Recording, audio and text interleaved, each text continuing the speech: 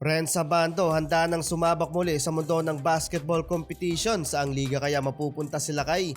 Takeover na si Al Francis Chua bilang manager ng Gilas Pilipinas. Pero eto, balitang tune-up game muna tayo mga idol kahapon sa naging friendly match ng Converge Fiver Xers versus Magnolia Star Hotshots. Nasubukan mga idol ang former sharpshooter ng Gilas Pilipinas na si Jordan Heading.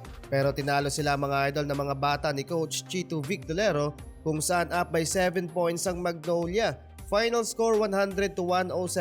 Pero walang Justin Baltasar dyan mga idol. At para nga kay Balti, 3 to 4 games mga idol ng Converge ang mamimiss niya sa Commissioner's Cup. So bali nakadepende sa magiging resulta ng MPBL Finals yung magiging debut game niya sa PBA. Grabe yung opening ng finals ng MPBL. First 2 games nila sa series magaganap yan sa Dubai from December 1 to 3. At kung sakaling ma-sweep ng Pampanga Giant Lanterns ang Quezon Huskers sa finals, December 8 pa lang mga idol available na si Balti para sa PBA. Habang eto yung isa sa rason kung bakit maglalaro na sa PBA si Jordan Heading.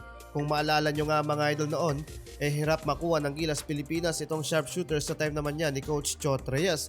Kaya should di available or may personal matter. Pero nang mapalitan ni Coach Team Cone si Coach Chot Reyes, bigla nga itong naging interesado at sa kanya na mismo nang galing na willing to play siya para sa ating bansa.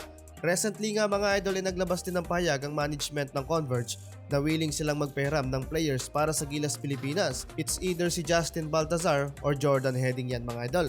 Pero kung mapapansin nyo sa lineup ng Gilas Pilipinas, ni isang player sa lineup, walang players ang nagmula sa independent team sa PBA. Lahat yan mga idol nagmula lang sa grupo ng SMC at MVP. Kaya para sa aking opinion lang mga idol, malabong makapaglaro itong si Jordan Heading para sa Gilas Pilipinas or kahit maging backup player ng koponan unless maging parte siya ng SMC group or MVP group or kung magustuhan siya ni Coach Team Cone. Lalo ngayon mga idol na si Big Boss Al Francis Chua na ang bagong program director, team manager ng Gilas Pilipinas.